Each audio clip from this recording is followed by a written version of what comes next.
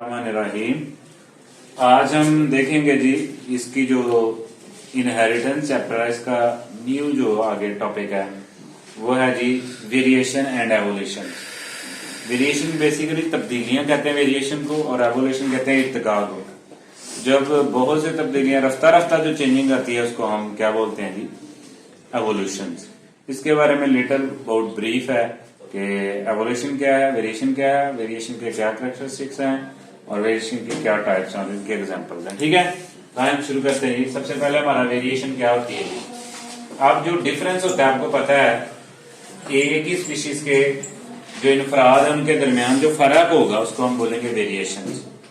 ठीक है, वेरिएशन से मुराद क्या, आप बैठे हुए हैं क्लास में, आपको पता है कि अगर हाइट की एग्जांपल लें तो तमाम की हाइट बराबर नहीं है, तो ये क्या है, वेरिएशन है। तो इसको कहते हैं जी वेरिएशन। एक ही जो स्पीशीज है उसके मुख्तलिफ अफराद जो है उसके दरमियान जो फर्क होता है उसको हम बोलते हैं जी वेरिएशन। अब वेरिएशन कैसे होती है, इसके कौन कौन से सोर्सेज हैं, कौन से जराए हैं जिसके ये सोर्स ये जो है बनती है। सबसे पहले जेनेटिक रिकम्बिनेशन। आपने पढ़ा होगी टर्म क्रॉसिंग ओवर। जब क्रॉसिंग ओवर होती थी तो ये जो क्रोमोसोम थे इनके जो डिफरेंट पार्ट्स हैं ये क्या होते थे आपस में जी, एक्सचेंज होते थे। ठीक है, इनके दरमियान क्या होता था, तबादला होता था क्याजमेटा के पासिंग को। तो जब वो क्या होते थे, एक दूसरे से चेंज होते थे, तो उस दरमियान उसकी वजह से भी क्या होती है जी, आपकी वेरिएशन आती है। उसके बाद म्यूटेशन है भाई, सडन चेंज आ गया या डीएनए के अंदर जो चेंजिंग आती है, चेंज, उसको हम बोलते हैं जी म्यूटेशन, जो किसका सबब बनती है, वेरिएशन का।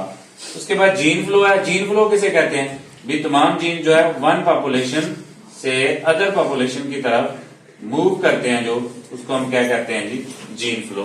जब वो एक से दूसरी जनरेशन के अंदर मूव करते हैं तो उस दौरान भी वेरिएशन बनती है।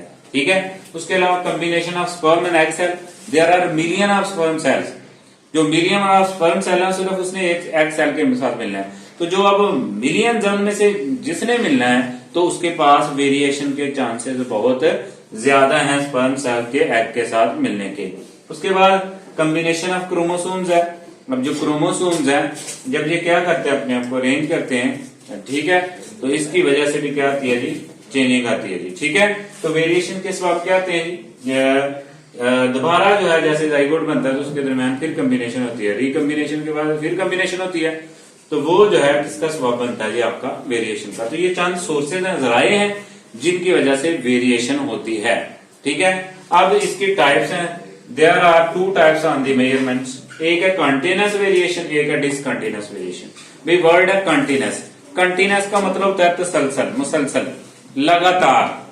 ठीक है, अब जो चीज कंटिन्यूअस चलती है, समझे, जैसे हमारी एज है, अब एज हमारी ये नहीं है आज 1 है तो अगले अगले 2 हो जाएगी। आपको पता है 1 पॉइंट जाती जाती फिर 1 से 2 साल आती है, फिर आगे स्लोली स्लोली जो है वो किसमें जाती है जी, रियल में। यहाँ पे एक एक्सट्रीम लाइन होती है, ठीक है, 1 to another पॉइंट्स। तो इसके अंदर जो फिनोटाइप है उसकी कंप्लीट रेंज होती है, समझाइए, और इसको मेजरमेंट किया जाता है, समझा। अब इसमें हम देखते हैं इसके एग्जांपल, जैसे हमने देखा जी हाइट है, वेट है, फीट साइज है, इंटेलिजेंसी। हम हाइट की बात कर रहे थे, तो हमें पता है कि जब ह्यूमन की बात करते हैं तो उसके अंदर वेरी स्मॉल से लेकर टू टॉलेस्ट, ठीक है, टू टॉल, तो लंबे कद तक। अब यही नहीं हम कह सकते कि इसकी 2 कंडीशन है, सिर्फ ये एक छोटे कद का एक बड़े कद का। तो वेरिएशंस है, एक लिमिटेशंस है, एक एक्सट्रीम है, एक रेंज है भी। सबसे छोटा जैसे बच्चा सबसे छोटा, और एक बड़ा आदमी वो लंबे कद वाला टॉलेस्ट, तो उसके दरमियान बहुत से आते हैं, तो इसलिए इनके अंदर क्या पाई जाती है, रेंज पाई जाती है। ठीक है, कोई फिक्स्ड वैल्यू नहीं होती, एक होल नंबर नहीं होता इसके अंदर, जो है ये आपके पॉइंट्स जो वेरिएशन है वो चलती है। ठीक है, स्लोली स्लोली। जैसे मिल्क प्रोडक्शन ऑफ अ को, गाय का जो दूध है वो एक कंटिन्यूअस क्वांटिटी है, वो एक देखो लगातार चलता है। ये नहीं कह सकते कि 1 के बाद 2 आएगा, 2 के बाद 3 आएगा, नहीं, बल्कि वो पॉइंट में बढ़ेगा, उसके बाद जाके जो है वो आएगा। इसी तरह हाइट भी मैंने बताया, रेंज बता दी कि एक वेरी स्मॉल है तो दूसरा टॉल है, तो उसके दरमियान सारे फॉल करते हैं। उसके बाद जो डिसकंटिन्यूअस है, इसके अंदर वाजिया डिस्टिंग्विश जो है, क्यों ये ज्यादा होती है, क्योंकि इसको मैन्युअली कंट्रोल कर रहे होते हैं इस करैक्टर को, इसलिए ये वेरिएशन ज्यादा आती है। और डिसकंटिन्यूअस क्या मतलब है? इसके अंदर डिसकंटिन्यूअस का तरह कि 1 2 3 4 एक बकायदा जो है साइकिल होता है, और डिस्टिंग्विश जो है फिनोटाइप्स होती है, वाज़ेह फिनोटाइप्स होती है। इसके अंदर कोई रेंज नहीं पाई जाती और इसको मेजर नहीं किया जा सकता। क्यों नहीं मेजर किया जा सकता? क्योंकि इसको एक सिंगल एलील जो है वो कंट्रोल करता है और इसके रिजल्ट हमें पता होता है ये यस या नो। थर्ड इसकी बात नहीं होगी। अब नो इफेक्ट ऑफ इन्वायरमेंट, इसके ऊपर इन्वायरमेंट का भी कोई असर नहीं होता। आप देखो जी, कोई कद के लिहाज से छोटा रह गया, कोई बड़ा रह गया, लेकिन आपने देखा होगा ब्लड ग्रुप के 4 ही सिस्टम हैं, 4 टाइप्स ऑफ ब्लड ग्रुप होती हैं, चाहे वो किस तरह का भी इंसान हो, जैसा भी हो हाइट के लिहाज से, लेकिन उसमें से हमें पता है कि इन 4 में से ही ये फॉल करेगा, इसकी कोई और लंबी रेंज नहीं आएगी। ठीक है, तो ये एग्जांपल किसकी होगी जी? ब्लड ग्रुप सिस्टम की। भाई ये एग्जांपल होगी डिसकंटिन्यूअस की, तो इसको हम मेजर नहीं कर सकते। ये सिंपल अंडरस्टूड होती है बात, और ये होल नंबर में होती है। ठीक है जी, 1 2 3 5 6 7 इस नंबर्स में होती है। ठीक है, पॉइंट्स में नहीं होती। इसको बोलते हैं जी discontinuous variations that are very important defines. उसके बाद आ जाता है बेटा जी आपका एवोल्यूशन। एवोल्यूशन जो है, ये जब बहुत ज्यादा वेरिएशन एक लंबे अरसे तक चलती हैं तो मिलके क्या बनाती है आपकी एवोल्यूशन इर्तिका। इसका मतलब है नॉट इंडिविजुअल, एक जानदार के अंदर अगर चेंजिंग आ गई है तो उसका मतलब ये नहीं है कि ये क्या है एवोल्यूशन है, बल्कि उसके बाद change in the characteristics of a population, एक पूरी पॉपुलेशन के अंदर तब्दीली आ गई है। ठीक है जी, एक पूरी पॉपुलेशन के अंदर। उसके बाद है species over the course of generation, पूरी स्पीशीज जो है एक टाइम पीरियड में एक जनरेशन से दूसरी जनरेशन के अंदर चेंज आ गया है, तब्दीली आ गई उसके अंदर, तो उसको हम बोलते हैं जी एवोल्यूशन। तो evolution is a very slow process and continuous process. ठीक है, उसके बाद प्रोसेस के लिए क्या क्या चीजें होती है इसके लिए? अल्टरेशन इन जेनेटिक कैरेक्टरिस्टिक, अगर उसके अंदर जो जेनेटिक कैरेक्टरिस्टिक्स है उसके अंदर चेंजिंग आ गई है, मसलन ट्रेड्स वगैरह। ठीक है, type of organism over time, एक पूरे टाइम के लिए देखा नहीं है, कुछ एरियाज के अंदर गर्म इलाकों में रहने वाले, ठंडे इलाकों में रहने वाले, उनकी आपने फिनोटाइप देखी होंगी, डिफरेंट होती है, क्योंकि वो एक लंबे अरसे तक चले, तो माहौलियाती तब्दीलियों की वजह से उनके अंदर आ गया evolution. Creation of new types of organism, कोई नया जानवर पैदा हो गया, नई अकसाम का, फ्रॉम अ सिंगल टाइप्स। ठीक है, एक ही टाइप के जानदार से अब नई नस्ल का कोई जानदार पैदा हो गया, तो वो भी किसका बायस बनता है कि एवोल्यूशन का।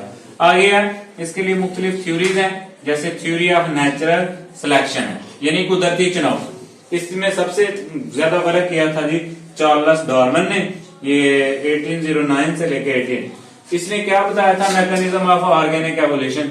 ये जो ऊपर डिफाइन किया ये ऑर्गेनिक एवोल्यूशन है, ये कब किया था? 1838 में। इसने एक थ्योरी लिखी थी, दी थ्योरी ऑफ नेचुरल सिलेक्शन, कि कुदरत कैसे चुनाव करती है, कि जिन ऑर्गन का ज्यादा इस्तेमाल किया जाता है कुदरत उससे सिलेक्ट कर लेती है। जैसे एग्जांपल दी जाती है जिराफे की, कि वो जो जिराफा वो क्या करता है, खुराक हासिल करने के लिए वो क्या करता है जी, ट्रीज के ऊपर चढ़ता है, तो उसकी वजह से उसकी जो गर्दन है और उसके जो फीट है उनमें क्या होता है जी, इजाफा होता जाता है। जो उस तक पहुंच जाते हैं वो सर्वाइव कर जाते हैं, भाग जाते हैं, जो नहीं करते वो अगली नस्ल में आके फिनिश हो जाते हैं। इस तरह एक जनरेशन से दूसरी जनरेशन के अंदर क्या मुंतकिल हो जाता है जी, evolution, the theory of natural selection, कुदरती चुनाव। अब इसने 5 साल जो है ना बहरी सफर किया था मुख्तलिफ जजीरों में। ठीक है, मेरा ख्याल है सेसिली पीनो क्या था, गैलिपिगो, वो एक जजीरा था, उसके ऊपर इसने वर्क किया। वहां पे इसने लाइका पिजन कबूतर की तरह जो थे वो डाइवर्सिटी, उसको 15 पेयर्स उसके फिंचेस बोलते हैं, उसको कलेक्ट किया। इसने सफर किया जी HMS, ये HMS क्या है, ये ह्यूमन मेजेस्टी शिप्स थी, जिसको बीगल कहते हैं। बीगल का एक बोट होती है, उसके ऊपर ऐसे बड़ा सा जो लगा होता है पर्दा सा, उसको बीगल, उसके ऊपर सफर किया जी इसने बड़ा, इसके ऊपर बहुत सी कलेक्शन जो थी बायोडाइवर्सिटी की, और इसने एक बुक लिखी जिसका नाम था on the region of the species by the mean of natural selection 1859। उसके बाद early response to the Darwin theories, भाई कोई इसको एक्सेप्ट नहीं करता था। फिर लेट 1920 और 19 अर्ली 30 अर्ली के अंदर जो मॉडर्न जब एवोल्यूशन आया तो फिर इसको थोड़ा बहुत एक्सेप्ट किया गया, प्रूव किया गया। इसी तरह जो आपका ग्रेगर मेंडल था उसके बारे को भी बाद में डिटरमाइन किया गया, जिसके अंदर जो था क्या डिटरमाइन किया, क्या उससे असेस हासिल की कि जिसके अंदर इंसेस्टर्स यानी कि बाउलाद उनका क्या आपस में डिसेंडेंट के साथ क्या रिलेशनशिप है उसको स्टडी किया गया। ये थ्योरी ऑफ नेचुरल सिलेक्शन है। इसके अलावा एक और थ्योरी है वो है थ्योरी ऑफ स्पेशल क्रिएशन, ये आपके शॉर्ट है भाई, ये इसके अगेंस्ट है, इसको एंटी एवोल्यूशन थ्योरी कहते हैं। इसका ये बताती है कि जो जानदार आज हैं करंट फॉर्म में वो आज से हजारों साल पहले भी इसी शक्ल में थे, जैसे अल्लाह ताला ने कहा मैंने हर चीज को किसकी शक्ल में पैदा किया, पेयर की शक्ल में, ठीक है। बाद में उसके आके उनके अंदर चेंजिंग जो आती रहती है, लेकिन ये कंप्लीट यू मॉडिफिकेशन है वो नहीं आती, ठीक है। तो ये special theory of special creation क्या है कि जानदार आज इस हालत में है, आज से हजारों साल पहले भी इसी हालत में ही पैदा किए गए थे, ठीक है जी। तो ये था लिटिल अबाउट इंट्रोडक्शन। इसके बाद हम इसका आगे देखेंगे मैकेनिज्म ऑफ नेचुरल सिलेक्शन कि कैसे जो है कैरेक्टरिस्टिक जो है बिल्टअप होते हैं न्यू जनरेशन के अंदर और कैसे एवोल्यूशन जो है वो फॉर्म्ड आउट होता है जी। Thank you.